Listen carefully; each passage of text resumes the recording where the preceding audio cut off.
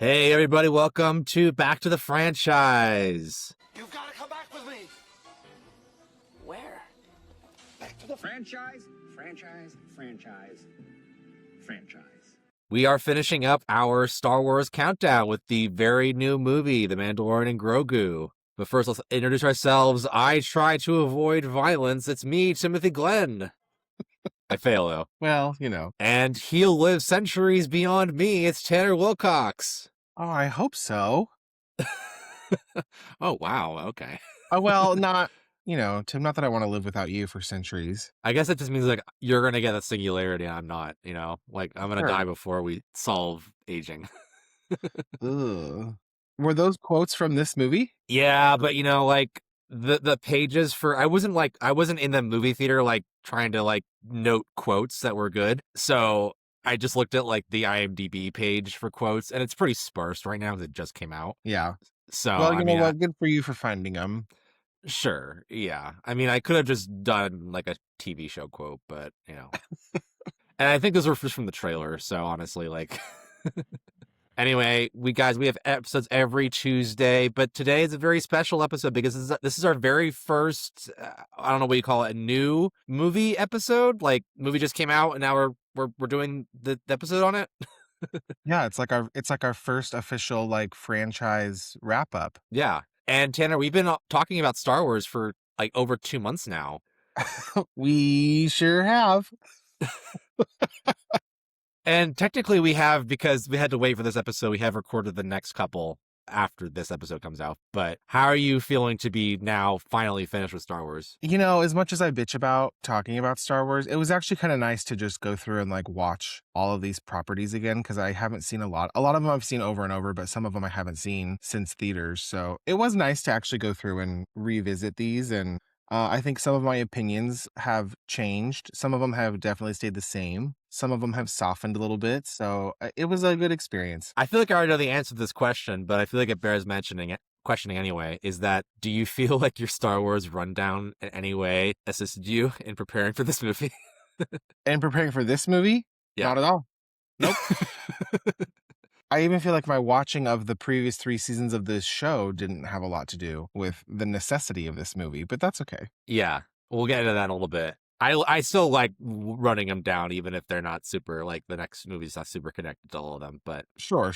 anyway, before let's talk about the movie itself. So, guys, we're talking about the Mandalorian and Grogu movie that just came out as of this Memorial Day weekend. Release date was May 22nd of 2026. Written by Jon Favreau, directed by Jon Favreau, also written by Dave Filoni, Noah Clure. Guys, usually this is where we mention a spoiler alert for the whole episode. However, due to the recency of this movie, and if you're not like me and you don't mind listening to podcasts about a movie you haven't seen yet, don't worry, we won't be spoiling this just yet. We're gonna be talking about this in a very kind of, general way in terms of, the plot. When we get into our review section later on, we are going to have a non-spoiler section first and then a spoiler section after that. So any plot specific stuff we wanted to mention is going to be in just that part of the podcast. So Tanner, do spoil appropriately. Sure.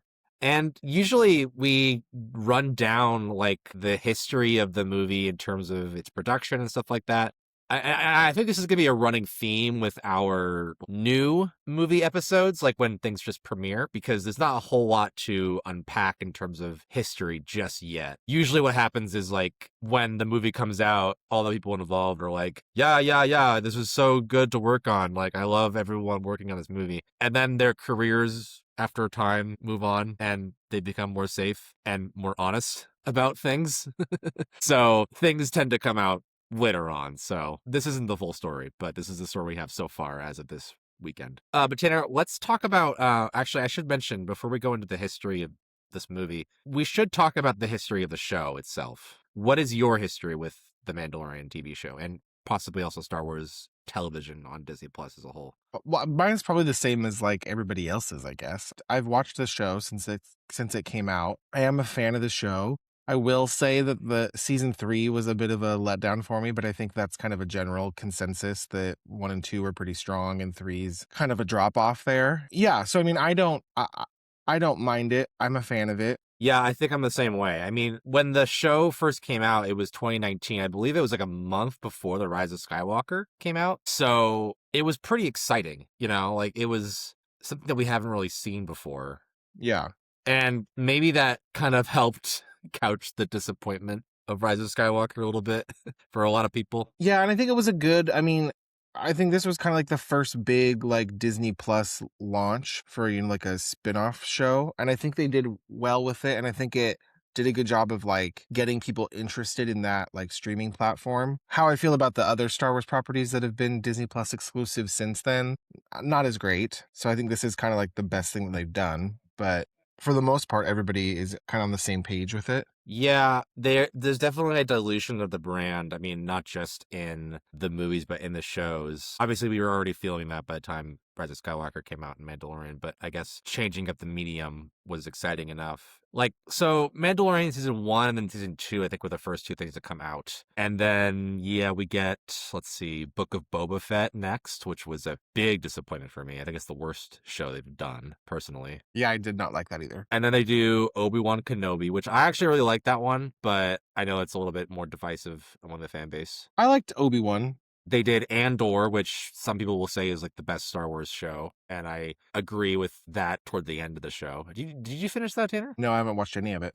Oh, okay, that's right. I thought so. Recommend though. Did you watch Ahsoka? Nope, I haven't watched anything after Obi-Wan. Okay, Ahsoka's it's okay, but I'm more interested to see where that goes than like Mandalorian after season 3, personally. Season 3, I agree, Mandalorian was a little bit disappointing. And I think a lot of that has to do with the fact that like season 2 ended really well. Yes. And I was talking about this with my friend when we saw the new movie, is that I feel like they made a mistake undoing the season 2 finale of, oh, by the way, spoilers for the show, of course, guys. The season 2 finale of where Luke takes on Grogu at the very end. I kind of wish that had been kept on. Me too. And I mean, we can get into that because I have stuff to say about that in our like review portion as well. But okay, unless you want me to go into it now, we can. I mean, it's definitely precursing the show. I mean, they made this decision before they announced the movie version. Okay, well, I guess I'll just start with like the show version of it. Is that I think that ending of that season is really strong. It gives a very good like almost like a Rogue One ending where you get that little glimpse of like, ooh, this is our Star Wars tie-in, and it was cool to see like Luke do that. But then it's not really revisited in season 3, and it makes the finale of season 3 a lot less I guess like a lot more underwhelming. And well, it's revisited in Book of Boba Fett, so if you didn't watch that show, you're not gonna understand why they're back together. Yeah, well, I mean, I did watch Boba Fett, so like I understood. I wasn't like lost on why Grogu and the Mandalorian were back together. I guess it wasn't, season 3 had no like strong payoff for me. No, I agree. I think the problem was that, I mean, obviously Grogu was a very popular character from his first appearance, and I think they got a little bit blindsided by that in terms of, the Mandalorian story, because season 1 has a very good plot structure where it's about Mando taking on this child, as he's called back then, and trying to figure out what to do with him, or protect him from like the bounty he was supposed to do. And then season 2 is all about him trying to find a Jedi for him, which is, hard because there's no Jedi left pretty much. And then they accomplish that. And then once you bring Grogu back, choose Mando over Luke, I feel like Grogu no longer has a purpose in the story. Yeah. Like he's just kind of there for the rest of it. The hard part too is that like, I think that creatively, I don't know if the original plan for this show was to just have him go with Luke and that was the end of that story. But I think that's kind of a problem with when you get like popularity in these mediums or like money making,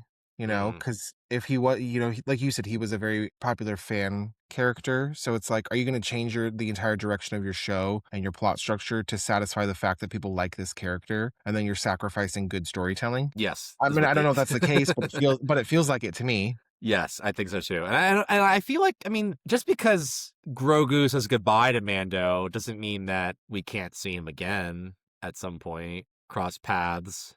I don't think you have to sacrifice where your story was going so that you're like, nope, we have to have Grogu in every episode of this show or people aren't going to watch it. Yeah. No, I like the show not because of Grogu. I like the Mandalorian on its own. I didn't need the show to be the Mandalorian and Grogu. you know? Yeah. Especially like if they wanted to make the show long running, like beyond just 2 or 3 seasons. Like I kind of wish that they had redefined what the show was about or the trajectory of the show going forward. So that way, looking back, the first 2 seasons would be kind of looked at as like, only a section of the show, like only like their own like duology, I guess you could say. And then the rest of the show went on from there. Because I mean, season 3 is a lot about the other Mandalorians and Mandalore in general. I mean, I don't think the problems with season 3 are just limited to the fact that they messed up Grogu, but I would be more interested if that was solely the focus. Yeah, agreed. So anyway, yeah, I mean, it was I feel like it was a monetary decision, and knowing where Luke's Jedi temple goes from there, just confirmation that Grogu was okay. Yeah. Anyway, we can move on from the TV show, but the other 2 shows that they debuted after that were The Acolyte and Skeleton Crew. The Acolyte, I feel like, was a complete whiff. It just, like, intriguing, but didn't pay off. But Skeleton Crew is great. I really recommend that show. I mean, it's very unlike Star Wars. It's kind of in its own pocket of Star Wars. It's like Goonies in space, but it really works. Oh, okay. Yeah, I recommend that one. Especially if like you're kind of sick of like everything tying together and you just want like a one-off, then I think it's a great one-off. Okay. Anyway, okay, so let's go into this movie pre-production. So we'll go back to May of 2022 for now. So this is when Jon Favreau begins writing the scripts for season 4. And this is actually, I think season 3 of Mandalorian hadn't come out yet either. That came out in season 3 was 2023 spring. So they actually are writing a season 4 before season 3 comes out. And they finish it in February 2023. The scripts for season 4, they wrote the whole season. So presumably another 8 episodes or so. And it would have gotten into Grand Admiral Thrawn, who, as we saw, you watched Ahsoka, right? Or didn't? No. You did not watch Ahsoka. Okay. Grand Admiral Thrawn was the villain on Ahsoka, and he's also the villain in Star Wars Rebels, the animated series. He's one of the villains. Okay. He's a blue guy, evil Empire guy. And so season 4 would have included him, and it would have tied together Ahsoka. So Ahsoka kind of ends on a cliffhanger the first season. Apparently they're coming back with season 2 next year, but this would have tied it into The Mandalorian, which I would have preferred. But that year in 2023, though, there was a couple labor strikes with the Writers Guild of America and the Screen Actors Guild for like several months. Do you remember that, Tanner? Yeah. It was a big story. Everybody was like wanting better wages and, worried about AI and stuff. Strike things. Yes. And so in September of that year, when I think the writers' strike happened first, and that would have wrapped up in September, but SAG-AFTRA was still going. So that delays the filming of season 4 of The Mandalorian. And so in January of 2024, so a few months later, after Dave Filoni's become chief creative officer of Lucasfilm, they announced that they're just going to do a movie instead. And it's going to be directed by Jon Favreau, who this is his first movie since The Lion King live action, and co-written by Filoni himself. And we already kind of talked about, like, would you, like, in hindsight, now that we've seen the movie, would you prefer they just stay the course with Mandalorian on TV? Yep. Me too.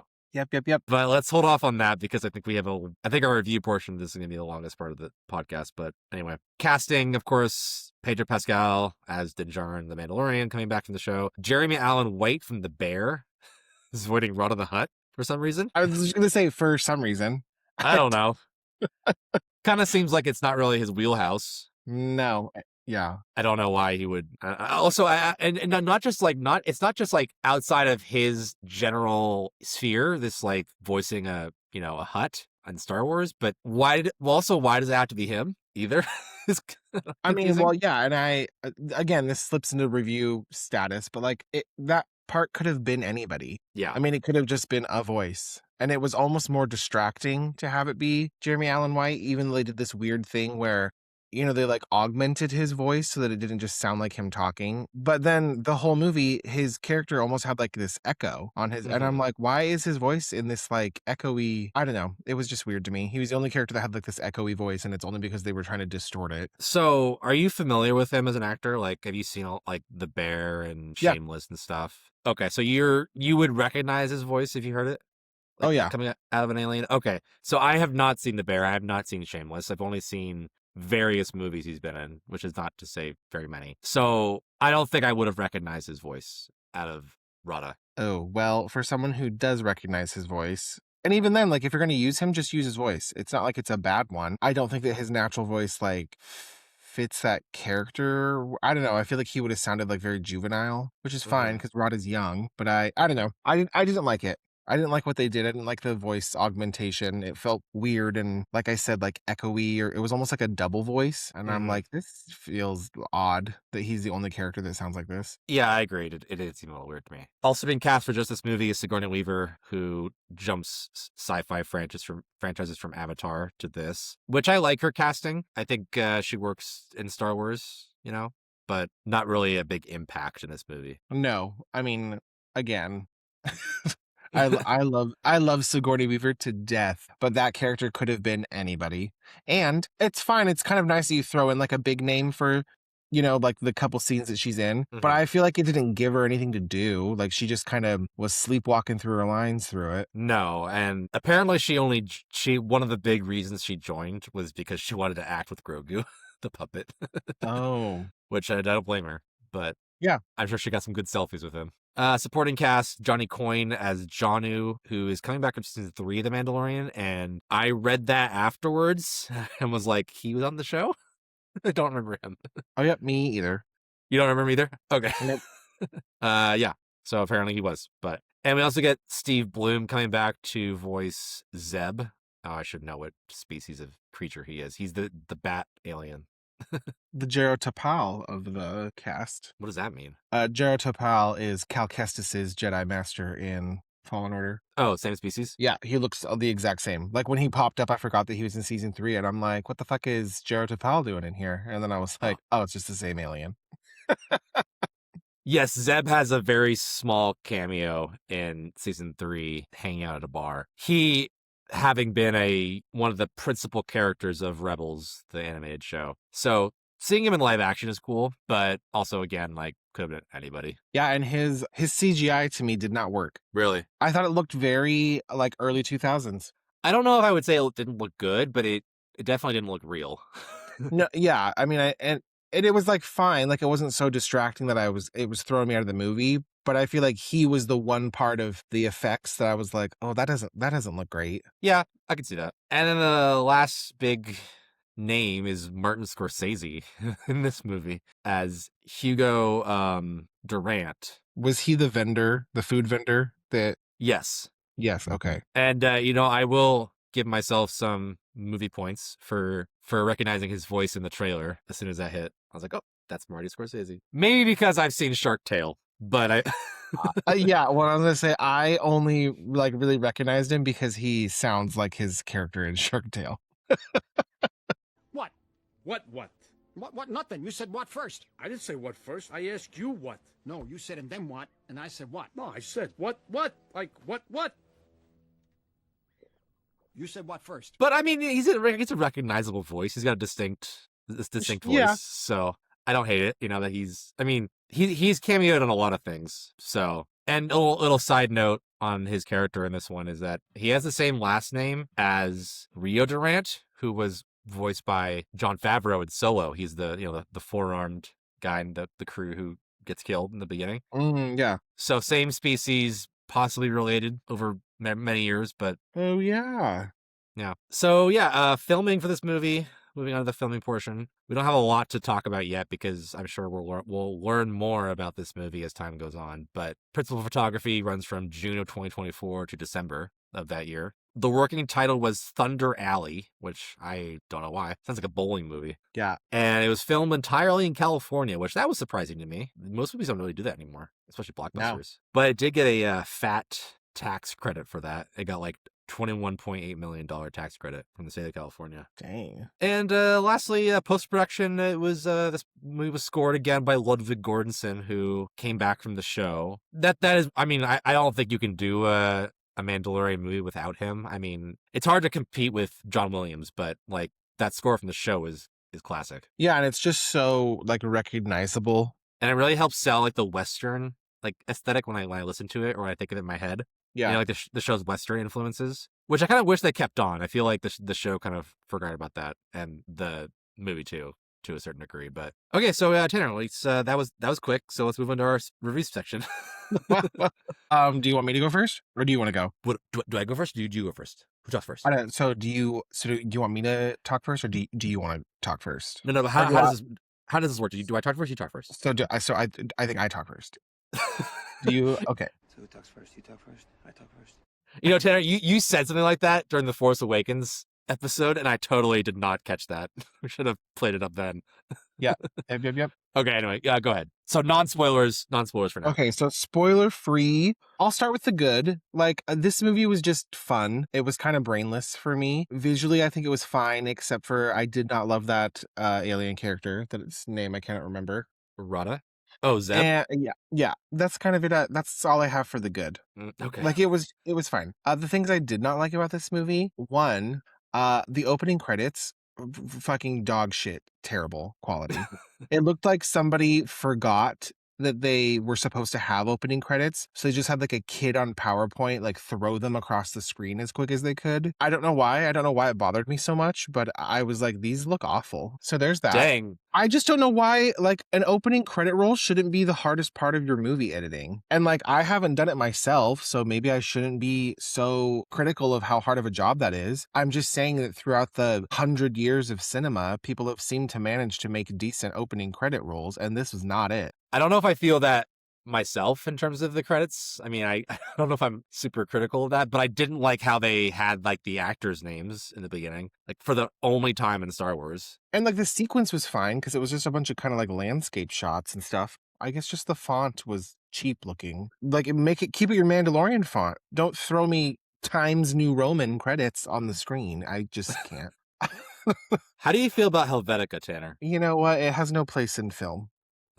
Okay. Secondly, and I think my like overall opinion of this movie, it does nothing for me. Mhm. I think it's fine. It's enjoyable. Like the story wasn't bad. I just don't like that for this to be like the movie of this show. It doesn't add any depth to the story. It doesn't progress where Mando and Grogu go from like where they left off in season 3. There is no like major tie-ins to any of the rest of the, and I know we've already talked about how like everything doesn't have to tie in, but I think if you're gonna make a movie out of a show, there should be some kind of payoff. And the whole thing was, to me, was just like a giant side quest, and it really felt like they just took 3 episodes of season 4 and pushed it together in a movie. I completely agree.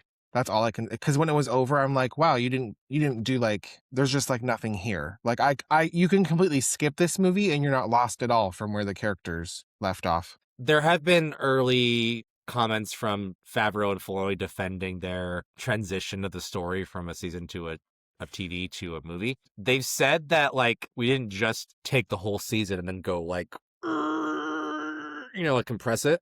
They're like, no, we really turned it into a movie format, narrative format. And, so it's not really just like a 1-to-1 ratio. I feel like I totally disagree with that. Yeah, I disagree in the sense that, yeah, it does feel like this could have been just could have been a few episodes of television. Like I was talking to my friend after the movie, like you could cut after, and this isn't really a spoiler because it's in the trailer, but after the gladiatorial arena fight, end of the episode, credits, next week on, I mean, and I guess like I guess it's not really entirely fair because like, movies have act structures too. But, I can see the seams and where this would have been the show, Me too. So I was almost more angry because I'm like, oh, I can literally tell that you just had half of a season done and you were like, we'll just push it together. Yeah. And I mean, to speak a little bit on the decision in terms of like, I mean, obviously we're both critical on the fact that they should have just made a season of a TV show, but in terms of the decision to actually do it as a movie, I mean, back when Mandalorian came out and Disney Plus just launched, there was this big rush of like, oh, streaming is the way, to use a Mandalorian quote. Like, this is the future of everybody's businesses as like studios. We got to pump out all these shows. And nowadays it's like, I feel like it's almost shifting back to theaters, especially after COVID, like kind of went away. Like people are not forgetting like, oh man, if we had just released K-pop Demon Hunters in theaters, we would have been like $1 billion, like shit. So I feel like, especially since the Star Wars brand and Disney Plus in that way has been diluted a little bit, I feel like they got a little bit cold feet in being like, in committing, instead of like just 2 hours of storytelling, 8 hours of filmmaking and stuff it kind of feels like a cheap move just to kind of like, oh, we're going to make it shorter and make more money off of it,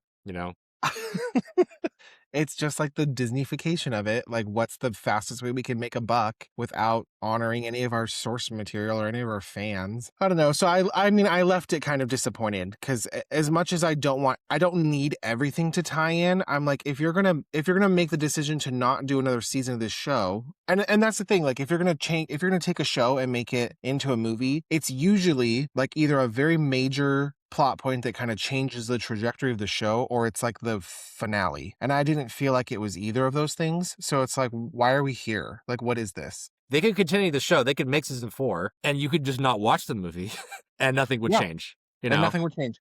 You wouldn't be missing anything. I don't know what their plan is. I don't know if you know, but like, so are they not going to make any more of this show? Or is there supposed to be like a new like series of movies instead, or what? Was this movie put out to see if there was any interest in the show anymore because season 3 was kind of a bomb? I don't know. I don't know what they're trying to gauge out of this, but the big answer to your question is going to depend on how this movie does, monetarily. I mean, if it does great, which I don't think it will, but if it does great, then they can, decide how they feel. I think this was like a big litmus test movie for them. I think that they were definitely testing like how people felt about The Mandalorian and if Star Wars was viable again on the big screen after they kind of botched it with the sequels. But there's been no confirmation as of yet what they're going to do with this going forward. Interesting. Okay, so what was your review? Before I get my review, I'll just add on that the only show in development right now is Ahsoka season 2 is coming out early next year, and that's it. So it feels like we're pausing a little bit on the TV side of things. But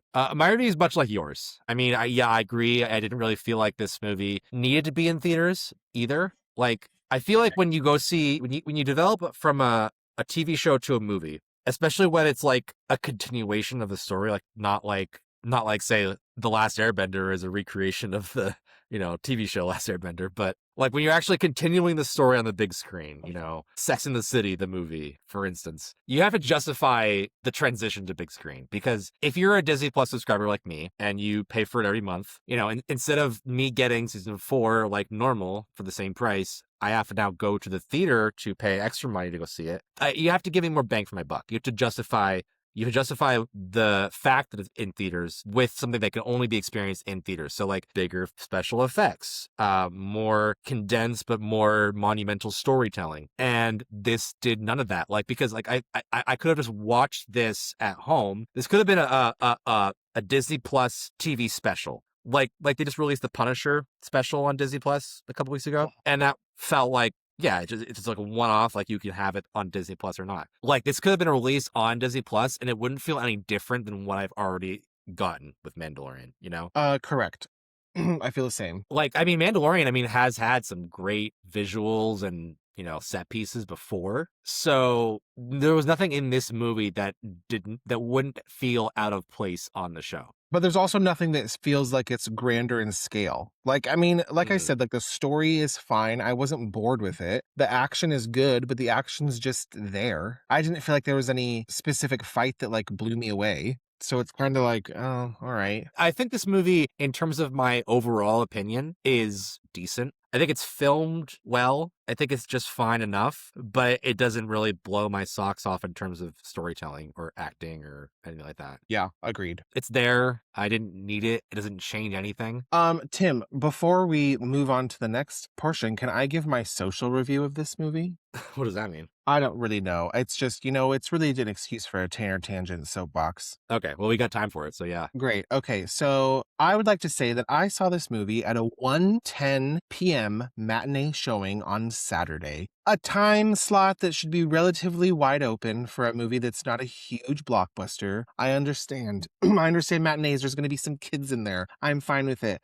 I also understand that I had to go to this movie in the middle of the day as a 33-year-old man alone, which is shockingly against my credo. It was the most uncomfortable thing of my life. I can't go to a movie theater by myself. I did it. I did it for this podcast. I did it for you listeners. But what I had to suffer through, as I was the weirdo single male in the stands with a fucking notepad taking my notes on this movie. I was assaulted by every one of my senses because all this movie did was bring out the neck-bearded basement lurkers in the middle of the daylight, and it was a horde that I had to stampede through where everybody smelled like corn chips and fucking talked through this movie like they were 7-year-olds. There was 3, I'm going to call them grown men. I think they deserve the title because they were just man children who left their mother's guest bedrooms and waddled into the theater and sat down and talked about various stormtrooper outfit design flaws whilst in the middle of the movie. I had to shush them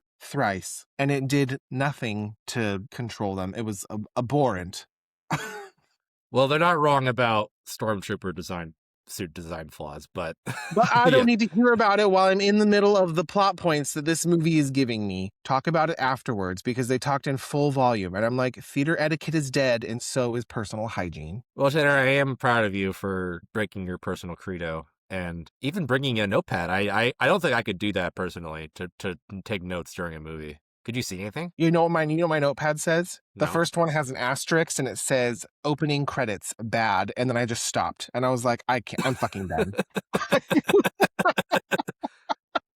You know, I know there are some movie critics who do that, like when they because they don't want to forget things, they bring a notepad and they take notes. I don't think I could do that though because I just feel like it would take me out of the movie, you know. Well, and it's not like I was like transcribing notes while the movie was going. I just literally would jot down like a 1 or 2 words so that I would remember to go back to it. Because if it's a movie I'm only seeing once and I'm really trying to pay attention to it, if someone asks me like an in-depth review, I'm going to forget things. So things that popped up, I was just like credits, boom, put an X next to it, didn't like it. And then it was like, storyline, whatever, to make sure you talk about, So it was not like I needed really like a full notepad, but I did it for you guys and the crowd in there. Oh my God. Well, the crowd stuff goes without saying, of course. People shut the fuck up. But I will say, Tanner, I am proud of you for going outside your comfort zone. However, we need to remove the stigma that going to the theaters alone is weird and wrong, because I do it all the time, and I used to feel that way too. I used to, like, when I would go out, be like, oh, I'm the only one here. This is a Minions movie. What am I doing? Everyone's gonna think I'm a pedophile. But like, I just water off a duck's back. Like, who gives a fuck? They don't know you. Like, you're not. And it's not so much like that I think society's going to be like, oh, what's this grown man doing in here? What a pervert. Like, it's just not as enjoyable to me to like, which is weird because when you go to a movie, again, if we have theater etiquette, which we do, Tim, like when you and I go to the movies together, we don't sit and talk the whole time, but it's like a shared experience. And if there's something that happens, I can look over and like catch your eye and be like, so there's like that. Sometimes I'll lean over and whisper something, but it's just nice to be watching a movie with somebody. And then when you leave, you can be like, oh my gosh, what'd you think about this? Blah, blah, blah, blah. So I just feel personally, it's kind of boring to go to the movies alone. I don't know. And we'll erase the stigma. It's just kind of my own hurdle that I don't love jumping over. It's definitely better to have a buddy for sure. But it's, I gave up on that being like a prerequisite a long time ago. I'd rather just see movies in theaters. I don't really care if I have anyone go with me at all. So no, well, good for you. You're a stronger man than I. And I do not judge anybody who goes to the theater alone because I am one of them. Although I'm sure I do get some looks when I go see Minions 4 in theaters. See? Why is he back? What's he doing back there? I sit in the back because I don't like anyone behind me, okay? It's a thing. Okay, anyway, we can move into our spoiler review now. So anybody, if you guys haven't seen the movie yet and you don't want to be spoiled, you can skip ahead. We have chapter time codes in the description of whatever you're listening to this on. So just click on the release section and then we'll pick up the rest of the talk from there. So for now, we'll just do a quick spoiler review for anybody who doesn't care about that or has already seen it. Tanner, is there anything we kind of talked about how this movie is very like nothing, but is there any specific plot points you want to talk about? Not really. And I don't have anything besides the fact that I don't think this movie ties into any Star Wars property at all. And I wish that it had. I wish that if this was going to be like the big payoff or the finale or whatever, like I want the Luke season 2 finale to be like the end of this movie, because Yeah. that felt more cinematic than what this was, and that's kind of my only thing, spoiler or not spoiler. I don't like that the first half of it almost felt like the start of the Clone Wars, and I know that they kind of did that as like a little nod to it, when he asked for like a picture of Rada and the twins were like, we only have one image, and I'm like, oh, it's the Clone War image from when he was a baby slug. Like, I know that that's what they were trying to do, but already I was like, okay, so this is just going to be a fucking Clone Wars 3-episode movie, and we already watched a movie where the mission was to rescue this fucking guy. Yep. So I was kind of like, I'm already checked out. Like, I don't care. Also, a Rod of the Hutt storyline that was written for TV and put in the theaters. That's what I mean. I was like, you're literally doing the same thing over again. So my question was, that movie was written as a movie, and then they're like, we're going to expand it into the Clone Wars show. Well, this is already a show that you're now making a movie. So what are you going to do? Make it more of the show, or are you going to make it more movies? Because even then, I don't know the Clone Wars lore. I don't know if Rada comes back or if he becomes like a more centralized, important character. He's not in like the latter Star Wars films, so I don't believe he's that important. So it's like, what is the payoff here? Besides, Nothing, really. like, yeah, Rada, like, great, we rescued you, you're good, you got away from your aunt and uncle, nobody's hunting you down to murder you anymore. Cool. That's like, boom, the end. Yeah, pretty much. And I'm like, oh, okay. So yeah, my biggest complaint is that this was one property where I would have liked to see some kind of tie-in, and I didn't get it because it just felt like 3 episodes of a show. Yeah, like, I really was hoping at the end we would get like a Luke cameo or an Ahsoka cameo. Yes, and something surprising, because there was nothing surprising about the movie. no, I don't know. I thought maybe we would get it at the end, like when when like the Rebel fleet showed up and Sigourney Weaver and them. I was like, oh, who's gonna be like with them? Like it's got to be somebody. I'm like, maybe I don't know. It's the bearded guy from the show. Yeah, and I was like, oh, really, nothing. And I'm sorry, maybe I'm just like a basic white girl fan of these, but like when I go to Star Wars movies or when I watch Star Wars properties, it's because I want to see Jedi shit. Like, not that you can't have a good Star Wars story without it, but I think it always just like makes it better. So if you can, like, people were excited about the end of season 2. Rogue One is good on its own, but people like love the like Darth Vader, scene at the end of it. Like, just give me like a little taste of it. Mm-hmm. And I would be happy. I'm easy to please. I just need a little taste of the good stuff. Even just them having like the Darksaber from season 2, 3, or whatever. Yeah. Like that would have been cool to see on the big screen, but they've already done with that. So, too late. That's kind of that's kind of where I stand with it. Or like the Mythosaur from season 3 that they teased, the giant water creature. Yeah. That would have been cool to see. Nope. That would have been like a movie price admission thing. Nope. Forget it. Yep. I will talk about certain sequences that I liked. I think the gladiatorial arena fight was kind of cool. And I liked how the creatures were basically the same creatures from Hollow Chess. Especially when like the one with the big long neck like picks up the other one with the hammer and just slams him down is a direct callback to the first movie. Even though, I feel like that scene was predictable, like that they were going to get out of it. It was very like Hulk versus Thor, but not as funny, and then other things show up. And even when like when the electric one came out, like the Pikachu monster or whatever, like I'm like, oh, that's how they get out, because they're gonna electrocute the the gates the laser gates. Yep. Although I did like when the gates went down, the creatures were just like, oh, fuck this, y'all are fucked, we're getting out of here and we're gonna attack you. And these people in the stands are like, oh no. Yeah. I was like, yes, get them. The best sequence of the movie for me, I think, would be when Mando falls into the snake pit, like the dragon snake thing. I think that was the best looking creature in the movie, and I liked his little fight with him. However, everything after that, like once he gets like poisoned or whatever, and he's put into like a coma, that third act dragged so hard after that. Yep. And I feel like they were really just trying to give like Grogu a lot of screen time and like something to do, like to save him somehow. But it took him like, oh, we gotta watch him build a hut, for Mando. And, oh, we gotta watch him find medicine for Mando. And oh, he meets a friend who kind of looks like Sebulba in the bayou, and that didn't really go anywhere. And then he fixes Mando, and then the movie returns to what it was about, where it's like, oh, Act 3 continues. Sorry, we paused it for a second there, but now we're back.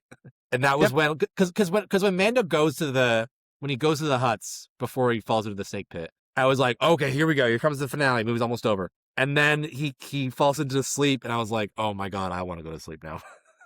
Yeah, but that's the problem, is that like that's the kind of pacing issues that I think, like, if that was an episode of TV, sure, I'll watch Grogu do all that stuff. But again, like it's not really like cinema pacing to me, because I'm like, come on, it's like 15 minutes of this. And did they really expect? Did they expect us to think that Mando was gonna like die or something like that? From this. Yeah, so it's like, that he's not going to die. Like I didn't at any point believe that the stakes were like high in this movie, because it felt very safe. Like I felt like everybody was safe. So yeah, I was just like, oh, all right. And I mean, I don't mind when movies like slow the pace down, but you have to make like the character work interesting enough when it does to hold my attention, and they didn't do that for me. Yeah, same. I mean, and maybe it's a little bit unfair to say, because Grogu is a non-speaking character for now. I'm sure eventually they're going to make him talk, but so it's hard for them to, I guess, make Grogu alone interesting. But yeah, I was really checked out after that. And then and then when the action did pick up again, I was kind of like, I don't care. Yep. And maybe you said also that like nothing really happened. So like, do you think it would have been better if they like killed somebody off at the end? I guess maybe for like the cinematic stake of it, like if that's what they're gonna give us is nothing, then like give us a death, or give us something to say like why this journey was worth it. Because although it was like a fun journey, it was just a side quest for me, and I'm like, okay. Yeah, like I don't really ever, unless like Rada comes back and hangs out with Mando more, I don't ever expect any character in this movie to talk about the events of this movie ever again. No. Especially in relation to everything else that we've already gotten. Yeah. And I thought maybe even at the beginning when they were, trying to hunt down that coin guy, I was like, oh, this is kind of cool. They're like going after old Imperial officers. So like maybe this will lead us to, somebody from the original trilogy, or somebody, or they'll tie in a different property and give us like, they're going to run into like Inquisitors or something. I don't know. I thought maybe it would just tie into like something, and then it didn't. And I was like, oh, okay. All right. As much as I love The Force Awakens, one of my biggest issues with it is that the First Order just comes out of nowhere. There's a whole new Nazi regime, and they're huge, and they have an even bigger Death Star. And they've kind of laid the seeds for that in the Mandalorian TV show, like how it kind of comes out of the New Republic, with old spies and stuff like that. And I was hoping that I like the idea of that, like hunting down old Imperial guys, but I still don't feel like that circle has been completed. Me either. And I'm not saying, and that's not to say they can't complete it later on, like to show how the First Order, I feel like there is some reticence on Disney's part to do that, because they're like, oh, people hate the sequels. If we start talking about the First Order, everyone's going to check out. But I don't know. I think that could be interesting to watch, like to find out like how the Empire 2.0 came back. It's better than saying that they're just there. Even if that people don't like this stuff, or if you're scared to talk about it, you owe people the explanations for the stories that you created. And instead you're like, oh, we put out a bad story that doesn't make sense. And instead of like taking the time or spending the money to just say, hey, this is where we are coming from, and this is what happened, and this is how this came to be, you're just going to like pretend it didn't happen, which is also going to make people mad, because look at what we're doing now. Every project, you're like, well, this doesn't tie in. Like, this doesn't make sense. So it's like, you need to give people the closure on the project, take the fucking loss, admit that you made a mistake, but wrap it up, and wrap it up nicely so that people are just like done bitching about it. Yeah. And I mean, like we invest in these things as much as everything else, So even when they make a bad sequel, we're still there to see it, we still remember it. And that's like, I hate that we keep coming back to Scream on this podcast, but like that's what I like about the new Scream movies, is that they actually acknowledge that the other sequels happened. Whereas like a lot of franchises will just be like, the first one is canon and that's it, because no one else remembers the sequels. That's all we talk about is the first movie. And I kind of don't like that, because if you were in this universe, you would talk about everything that happened to you. I don't know how we got on that track, but you gotta own your mistakes, and you know what? They've made the prequels better, like for a lot of people. by going back to them, you know? Just because something failed doesn't mean you can't improve on it. Anyway, last thing I have to say about this movie is jacked Rod of the Hutt is weird. Oh no, he's hot! Yeah, it's weird. I'm going to talk about that too. I understand that he's like a champion fighter and he's been in a cell like working out all the time. So I'm like, look at Rod of the Hutt with his like jacked arms and the rest of his body is a slug still. Yeah, show me his workout routine for a creature that has no legs and is mostly fat. Yeah. And I mean, like, yes, the other Hutts look fatter, like Jabba looked fatter. The twins look fat. However, it's almost weirder that Rada is the same body, but they're just like, oh, here's this outline of pecs on this slug body. And you also have huge biceps. I'm like, Yeah. what? It was a little bit of a transition from what we're used to that I wasn't for, yeah. Also, speaking of Rada, how did you feel about him talking, like, English? I don't know. I don't love it because Jabba doesn't speak English. I mean, it was weird because the twins weren't speaking English. They did a little bit, like, here and there. But yeah, but like mostly not. But it wasn't like fluent like Rada was. The twins were on Book of Boba Fett, but I don't remember them speaking English on that show. I don't think they did. So yeah, it was just kind of weird that I'm like, okay, well, all the Hutts, like maybe not even Hutts, but like this race, they all, have their own language. Yeah, And it's like Wookiees can't speak English, or like when I say English, I mean like the language that like the common tongue, whatever. Yes, like Wookiees don't speak that because they can't. They don't have the phonetic ability to, like with their. I mean, it's never really been explained, but they don't. So.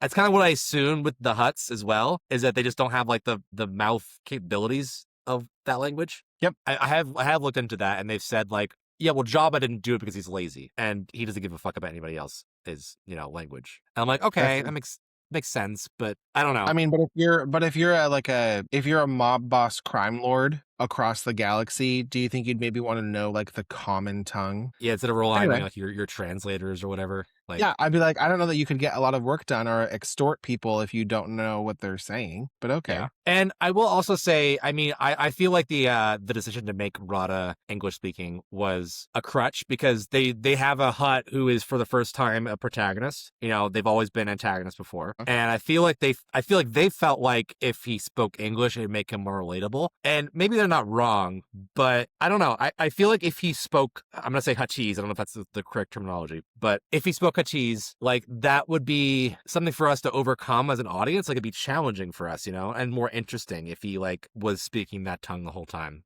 See, but I was going to say, I think they did it because they feel like the audience was lazy and he's got too much of a primary role that people aren't going to want to read his subtitles the whole time. Well, I challenge people to read subtitles.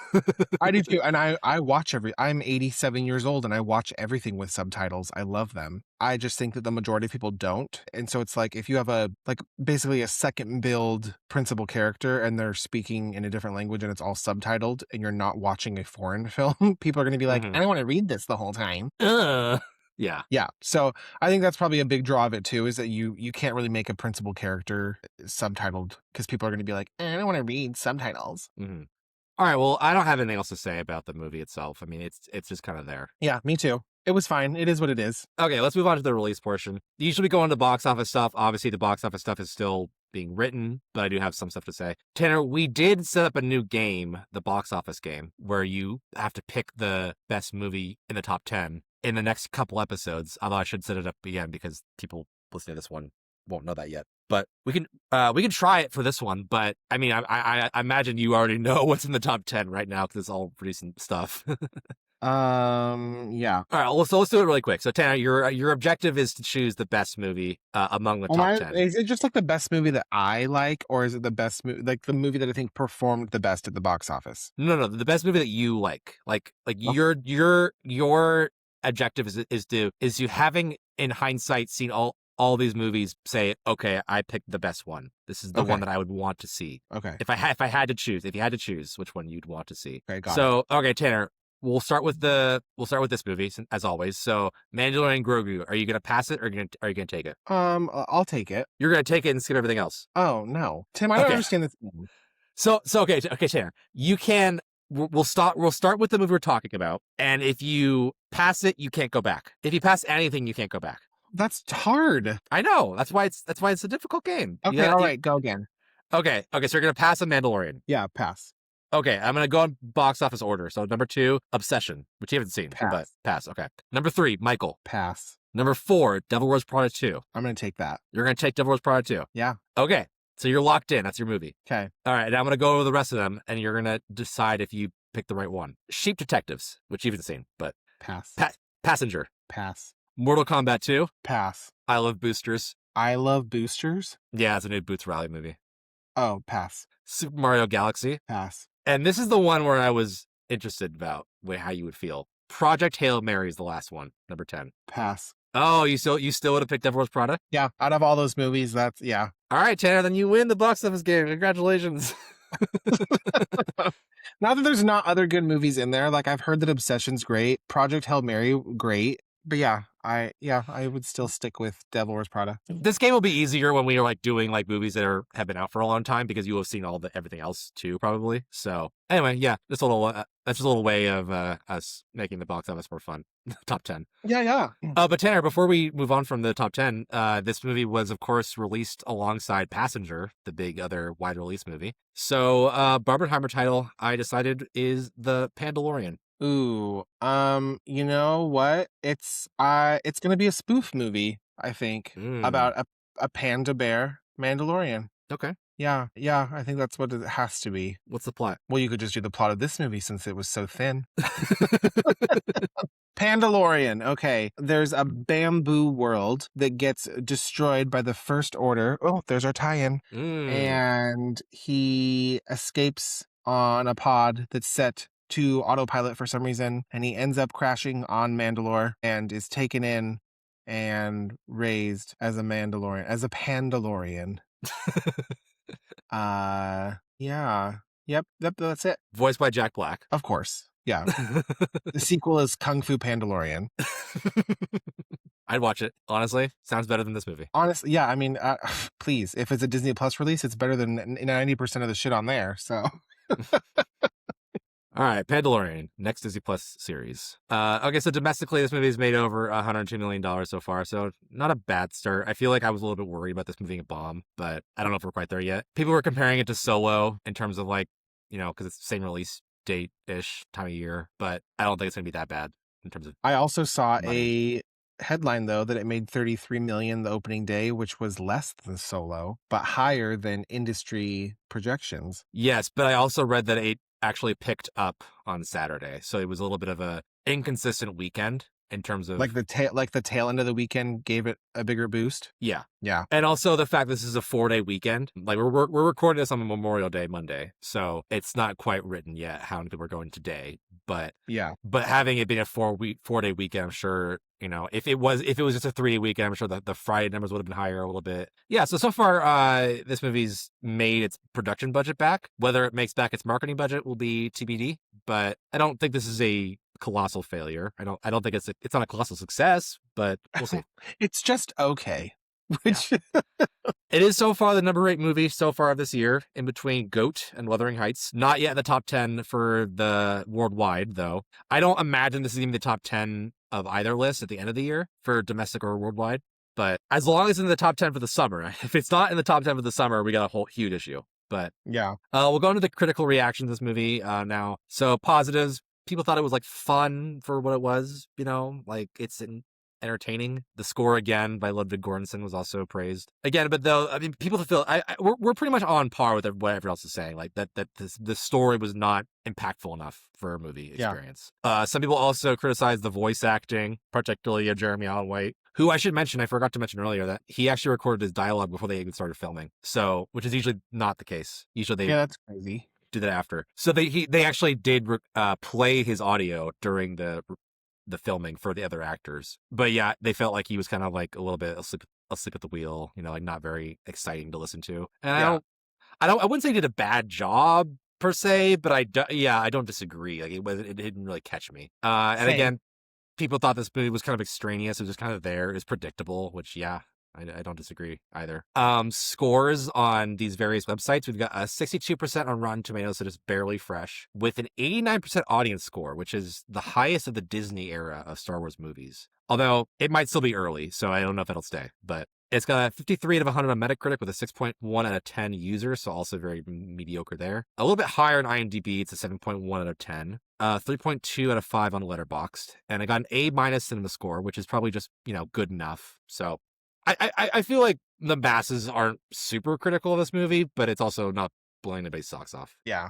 Normally we would do a legacy section of our podcast, but since this movie doesn't really have one yet, we'll do a predictions section instead. So Tanner, how do you think this is gonna, like, if you had to prognosticate, how do you think this is gonna affect Star Wars as a whole, Mandalorian, or so on? I don't know. I mean, I don't think it has any big effect. I mean, if the studio is just looking for like the financial aspect of it to see what they're going to do, I think that's the only reason it would have any determining factor. Other than that, I feel like it's just a placeholder for not having a season 4. And really, that's it. I don't know. I mean, if they decide to just stop doing Mandalorian stuff, which I kind of feel like I don't really see that happening, whether they continue to make the movies or just go back to doing another season of it like later, fine. But as far as legacy, this is not an impactful movie to me. I don't think you could skip it completely and not be out anything. No. I mean, I definitely don't think we're going to get a Mandalorian 2, like a sequel to this movie. Like, in theaters, that is. Like, I don't think we're going to get another one of these movies. Yeah.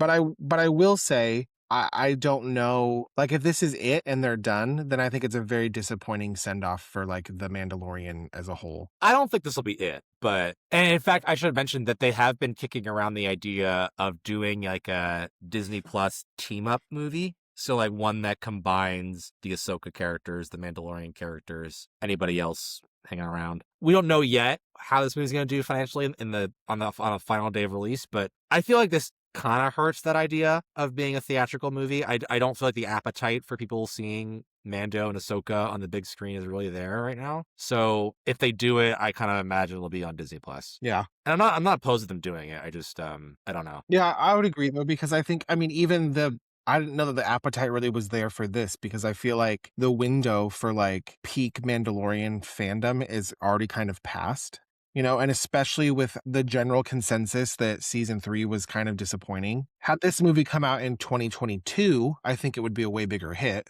I agree. I think season 3 kind of took a lot of the wind out of the sails of this show and these characters. I mean, I think people are pretty much over Baby Yoda. I mean, not that he's not a bad character, but like, not that he is a bad character, but like, Baby Yoda frenzy has kind of ended, and we move on to the next thing. So yeah, they needed something to bring us back, and they didn't do that. They just kind of kept going the course they were and coasted. I don't think this hurts the brand, but I also don't think it helps it. Same. Again, it's just there. Although looking forward, because this is the first Star Wars movie in 7 years, but we're getting one next year with Star Wars Starfighter. We don't know a lot about that one yet, aside from who's directing it, and it's starring Ryan Gosling. I have to imagine, based on how popular Ryan Gosling is right now, that will be a hit. Yeah, and it just sounds like more widely, you think of like, oh, Star Wars Starfighter. It's just going to be like a fun like space battle movie, which, I think people will eat that shit up. Yeah, I think that one is gonna. I mean, it could be terrible. I don't know, but like, I think there's more writing on that movie in terms of like the future of Star Wars on the big screen. Because if they can't sell Ryan Gosling in a Star Wars movie, then Star Wars is dead. Yeah. They can't just make a movie and expect us to see it anymore because it's Star Wars. And especially after Project Hail Mary just came out, they had a big hit, original movie. I mean, original in the fact that there hasn't been a previous movie based on it, like based on a book. Yeah. Like the fact that movie's been so huge this year, I think speaks to, I expect this next one to be big, especially if it is good. So I am optimistic for it. I think it'll be good, and I think it'll help Star Wars. Same. In terms of careers, though, of these people, I mean, I don't really think this is going to have a huge impact on. I wrote in a few names. I wrote on Jon Favreau as this being his first, movie since The Lion King in 7 years as well. He's been in Star Wars land on TV for a long time. I would kind of like to see him go back to making movies again. Personally. Me too. Like I said, if these were episodes of The Mandalorian, I think they'd all be great episodes. And I think that the Jon Favreau episodes of that show are some of my favorites. So, like, I don't think that he has a problem, like, directing. I think most of his stuff is good. I don't know that it worked because this felt like it felt episodic. So Oh, you know who I want to see do a Star Wars movie based on the directors of that show is Bryce Dallas Howard. oh yeah, she killed it. I've loved her episodes, and I don't know all of them offhand. The first one I know was the episode in the first season when Mando goes like that village and they're being attacked by like an AT-AT. That was a great episode. Yeah. And her other ones have been good too. I mean, they've gotten a lot of great directors directing those episodes, but of them, I'm more excited to see what she does next. I want to see her get a big movie. Pedro Pascal, in terms of careers, like we're in the Pedro Pascal renaissance right now. Just he's in everything these days. Yeah, I don't think anything's gonna slow that man down. Are you sick of him yet, or? No, I like Pedro. Okay. I remember last year when he was like last summer, he had Fantastic Four. He was in Eddington. He was in Materialists, like within like the same month or whatever. Like people were like, oh, like this man off the screen. I'm not quite there yet, but no, I'm not sick of him, but I do think that they kind of throw him because people like him. I think they're kind of just throwing him in roles that I don't think he like necessarily fits in all the way. I don't know. I don't think that like him and Dakota Johnson and like Materialists had like a lot of chemistry and their age gap was a little weird. Mm-hmm. So I don't know. I was just like, I don't know that I would have like picked him for this role. I don't know that he's my favorite like Reed Richards. Like Fantastic Four was great. I think he did fine after seeing it. I don't know that he's like my first pick. It's almost like he's like too suave for like a Reed Richards, you know? Yeah, I get that. In terms of this role, I will say, I mean, we're not in spoiler territory anymore, but I don't think this is a spoiler because it's in the trailer. I feel like we need to let go of him taking off his mask. Mando. I think we need to be fine with the fact that it's not Pedro in the suit, but he's just voicing the character. He's taken off his mask enough times, and I get it. Like you're trying to sell a movie, you gotta have his face in there somewhere. But I don't really think of him when I think of Mandalorian. Me either, and that's fine. Like I think that he should be kind of like that's the whole point. He's kind of an anonymous kind of character. Yeah. And then lastly, Jeremy Allen White. I wrote down here. I don't really, unless he takes a hard pivot into franchise IP after this. I don't think this is gonna really affect his career either. But no, me either. He's just there.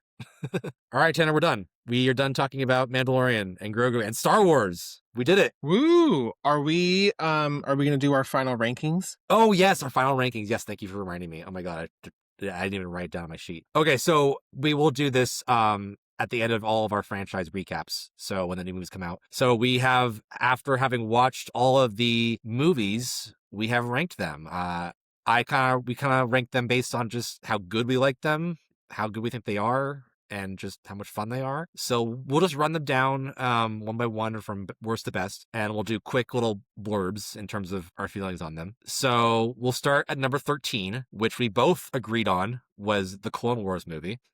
Yep, take it out. I don't need it at all. Nope. Again, like, and we talked about it on our episode, like with Nick, like it's an episode of TV on screen, like literally, like even more so than Mandalorian and Grogu. Like it's literally made for TV. Yep. And bad animation back then. It got better, but it was bad back then. Okay, number 12. Next, we have this movie, The Mandalorian and Grogu. I had it a little bit higher. I had it at 10. You had it at 11. Wait. That didn't make sense. What? You said number 12, and then you said I had it at 10, and you had it at 11. Yeah, but averaged out, it's the next movie. It's 12th in the order. Okay. Averaged out, it's 10.5, which is the second highest ranking or lowest ranking or whatever. So it's number 12, but in our like ultimate list, like we're going like based on averages. Okay. So yeah, I think it's that low for me, number 10, just because there are more good Star Wars movies than bad. This is kind of like an okay movie for me. That's why it's that low. Oh, do you want me to tell you why mine's just low because I don't like it? Oh, okay. So you're a little bit less. You're a little bit low. You're a little bit lower on this movie than I am, even though we have the same kind of opinions on it. Like you're. Yeah, it's just not. I don't know. I don't feel like it needs to be part of like the Star Wars universe. You know.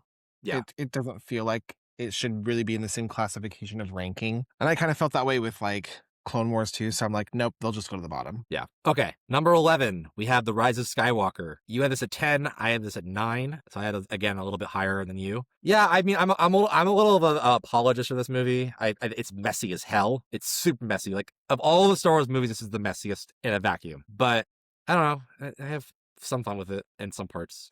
It's higher on my ranking than Last Jedi only because it's more easy to stomach, I think. It's just, I think it's a better flow of a watch. I still don't like it. Well, good segue because next we have Last Jedi number 10, which this is our divisive one for us because I had this at 6 and you had it at 12. Yeah, how disgusting of you. I again, another messy movie, but I admire its swings, I guess. I don't admire anything about it. I think it's complete garbage. Okay, moving on. Number 9, we have Solo, which you had at number 9. I had number 8. It's again, it's like one ring up from Mandalorian for me. Like it's also kind of forgettable, but it's fun and well made. Yeah. But even then, I would rank it higher because I think there's more like cinematic qualities to it. Yes. Yeah. At number 8, we have Attack of the Clones, which had the same average score from both of us as Solo, but I gave it the higher ranking on our ultimate list because you had it the highest at 6. Whereas Solo's high was 8. The high for Attack of the Clones is 6. I had it at 11, so it's also has a more of a low for me. Well, so why don't you talk about it first? It is what it is. I think it's the weakest of the prequels, in my opinion, but I still enjoy it more than any of the sequel trilogy or these like spin-offs. So it's kind of just there out of like necessity. Yeah. I mean, it wasn't as bad for me this time around as in my memory. I mean, there are still bad things about it, and nothing like the bad things were still bad for me. But yeah, I mean, I this movie doesn't really offend me either, like as a Star Wars fan. So, number 7, we have The Phantom Menace, which you had pretty high at number 3, and I had pretty low at number 12. Yep, Tim, that's another big wedge in our friendship. Yeah. So, well, why don't you talk about it first, since you had it higher? It's still my favorite Star Wars movie. Oh my God, I just don't get it. I don't get it. It's fine. You don't need to get it. It's my journey. It's the thing that introduced me to the franchise. It's the most nostalgic movie for me. I love it. I'm not saying it's a perfect movie. There's things I look back on as an adult where I'm like, ugh, that's not very good. And I didn't give it the number 1 spot. Yeah. But if I pick a Star Wars movie off my shelf, 8 times out of 10, it's Phantom. Well, yeah, I mean, with these rankings, we kind of wanted to be a mixture of like our critical view of the movie itself, but also just how much we enjoy it. So I'm not criticizing it based on that standpoint, but this is not Star Wars for me. This is my Last Jedi. I can't watch this. That's okay. That's okay. Moving on, number 6, we have Return of the Jedi, which you had at 5, I had at 7. So why don't you talk about? Go ahead first. Again, it's my least favorite of the original trilogy, and I like Revenge of the Sith and Phantom more than Return of the Jedi. I think I like it more than Attack of the Clones, but I don't know. I don't know why I don't love Return of the Jedi. I feel like I like the first act of it, and then I'm kind of like checked out. It's like I almost like don't care anymore. You know, I think I'm the opposite. I think I like the third act, and I don't like the first act. But see, it's weird. I do think that the reason why some people don't like it as much is that it's almost unfairly lumped with its predecessors in that trilogy. Like, it's hard to follow up those first 2 movies, and the fact that it doesn't really approach their quality is a little underwhelming. Yeah. Going to the top 5, at number 5, we have Rogue One. You had it at 7, I had it at 4. So I guess I'll start first. This movie was really exciting for me, especially watching it again. And I think this movie has some of the best character work in any of the movies. Yeah, it's just it's great. I love it. Mine's the same. I mean, to me, it almost automatically still gets a lower spot because it's like a spinoff, and I'm just a bit of a traditionalist, but I think it's the best of the spinoffs. I think it's a great, great movie. It just doesn't hold the same like nostalgia factor to me as like the original trilogy or the prequels, so it's lower than those for that reason. But I think it's great. It came out when we were in our 20s already, so yeah. Moving on, number 4, and this one also tied with Rogue One in terms of average points, but I gave a tiebreaker to it because it was the highest on either of our lists. Because I had it number 3 and you had number 8 is The Force Awakens. And I mean, in hindsight, this movie, yeah, it doesn't like look great in comparison to what the sequel trilogy would be, but I think on its own, this movie is a pretty great return to Star Wars for me. Agree. I think that movie rides heavily on nostalgia. I think it's a lot of the same plot points as like A New Hope, but it's just fun. It doesn't take itself too seriously. There's fresh ideas in it, but there's also enough familiarity that it's like fun to revisit if you're a fan. I just kind of wish that they had all stayed on the caliber of this movie because I think it's the best of the sequels. Yeah, me too. Number 3, we have Revenge of the Sith, which you had number 2 and I had number 5. So go ahead. I think this is the most fun Star Wars movie, and I feel like I just have to like leave it at that. Like, I think it's the most like rewatchable one. Yeah, I had a blast rewatching it too for this. Yeah. I love it. I love every scene of it. I love the pacing of it. I like everybody's character journey on it. I love the like pop culture like relevance that it has with so many scenes, you know? I love this movie. Yeah. Number 2, we have Empire Strikes Back, which I had number 2 and you had number 4. In terms of like cinematic quality, I feel like they haven't really reached it since this movie. The peak of it of Star Wars. And, you know, I like this movie has some like real big like take some big swings with the plot and twists and stuff like that and visuals, so I really appreciate it for that. Yeah, I think I'm probably I have the least popular opinion of putting it as number 4 because it's a lot of people's like number 1. You have it below Phantom Menace. Oh, I know. And people, you can come for me in the comments about it, but I love Empire for what it is. I realize that it's like the best movie sequel of all time. I just don't have as much fun with it personally. Yeah, I'm kind of the same way. I think it just kind of has like a pacing issue for me. If we were ranking this based on only fun factor, like of watching them, I would put this below Revenge of the Sith. Yep. But in terms of, but when you factor in like critical appraisal, I can't put this below that. So, and I can't put this below anything else except for our number 1, which we agreed on was A New Hope. We both had at the top of our lists, the first movie. You can't beat it. No, and it like I'm not always this way with like, oh, the first one is always the best of anything, but I think this movie is pretty perfect, and you can't top it because it's the first one, it's the original, it's what introduced you to Star Wars, you know, it's the template, you know, so I don't think we're ever gonna get a Star Wars movie better than this. Yeah, and I'm fine with that because it's great. Yeah, agreed. I think it's the best. It's the most like fulfilling to watch. Okay, so those are our definitive rankings of Star Wars, the correct rankings. So we've given it to you, Internet. You now, you have your opinion now is ours. Yep, we've granted you our opinion, which is your opinion. Don't question it. I have, and if you look at my my Letterboxd ranking, it's a little bit different than what this one is for me. But like my own ranking on this portion of the podcast is a little bit different than my Letterboxd ranking. But I reserve the right to change it whenever I want. So this is just how I was feeling on this rewatch and in this moment, you know. So fuck off. Okay, Tanner, thank you so much for doing this Star Wars recap with me. And thank you so much for just doing this podcast with me in general. We've come to the end of our first run of franchises, and I'm so happy that we're doing this. So thank you. Me too, Tim. And don't thank me. Thank you for bringing me in on this and trusting me as your co-host because it's a lot of fun. I really enjoy this, and it's fun to revisit these together. I couldn't ask for a better co-host. So here's to more franchises. Yeah. But until then, what do we like to do before we go? Pop culture shoutouts. Pop culture shoutouts. Okay, my pop culture shout out, because I haven't watched anything besides this theatrically. Did you watch the trailer for Backrooms? Yes, I can't wait to see that. That's my pop culture shout out because it looks so original, but it's just like one of those. And correct me if I'm wrong, I think the idea of this movie came about because of like weird like YouTube shorts and like conspiracy theories. And it's just one of those weird like internet niche horror things that people were like, well, that's kind of a cool idea. It looks like weird and fresh and creepy as shit to me and very like claustrophobic and like surreal. And I just really am interested in watching it. And I think it's going to scare the shit out of me. I'm probably not going to like it because I'm not a big horror person anyway. But I'm very, very interested to see that movie. Yeah, it's I mean, a credit to the marketing either way, because I think this movie the marketing does a really good job of enticing your curiosity and what's going on, you know? And yeah, you just like, I don't like it could be like, this is an A24 movie, I think. So like it could be like too artsy fartsy for most horror audiences, but sure. But in terms of like a mystery that I have to find out what it is, like I have to see it. I have to. Yeah. I'm on board. I gotta know what's going on. Yeah.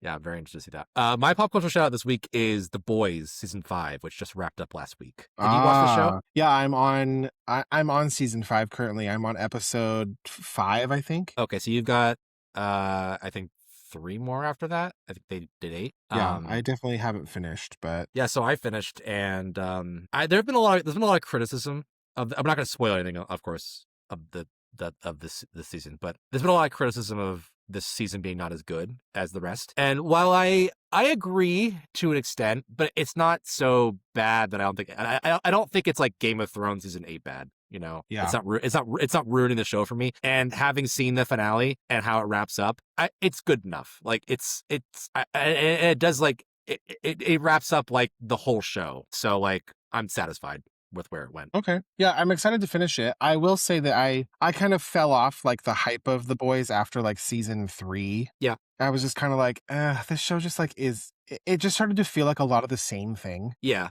And it still feels kind of like a lot of the same thing, but I'm too invested to quit, so I will finish it. Yeah. I'm glad that they ended it now because I think I agree. It was getting a little repetitive and there's only so much, like you can only have so much of like The Boys versus Homelander versus Vought, like, I mean, I like that world I think is good enough to like keep having like stories told in it. But in terms of like what this show is about, it was time for it to end. So I'm glad it did. Yeah. And even if they didn't like knock it out of the park with the landing, like I think it's good enough that we're going to look back on the show as like, oh, that was a great superhero series. So anyway, thank you guys so much for listening. This will be the end of the episode. Tune in next week. We have a little bit of a break in between franchises as our calendars worked out. So we are in honor of the season 2 of the Last Airbender Netflix show coming out next month. We are talking about The Last Airbender from M. Night Shyamalan, the only movie we've gotten so far. Thank goodness. And everybody just loves it. Oh my goodness, yes. We have already recorded that episode as of this recording, so we know how that goes. But man, was that a time for us to do? Yeah. But thank God it's I like that we only had this like 1 week, so we could just do like a one-off franchise. Yeah. And so after that, we'll go into our next franchise after that. But anyway, yeah. So stay tuned for that. Thank you guys so much for listening. Please share us on the platforms. Tell people you like, about us, that you like us. Rate and review. After all, this is the way. Get it? Because I did the Mandalorian. Yeah. I got it. Oh, brother, this guy stinks! You guys can get in contact with us. We have an email address, questions@backtothefranchise.com, where you can ask us any question we will talk about on the show. I also have a Letterboxd account. You can get in contact with me. I'm very, very social there. My handle is TGMacman, TGMacman. You guys can find me on the gram, TanWill10. And yeah, until next time, thank you guys so much for going down this road of Star Wars. And if you don't watch we've loved it that you've been watching us along with this. If you've been watching the movies with us, we don't blame you if you don't watch The Last Airbender with us. But we look forward to going over franchises in the future again and, running down those movies too. So thank you so much for being on this journey, and we look forward to the next ones as well. Thanks, guys. Thanks. Bye-bye.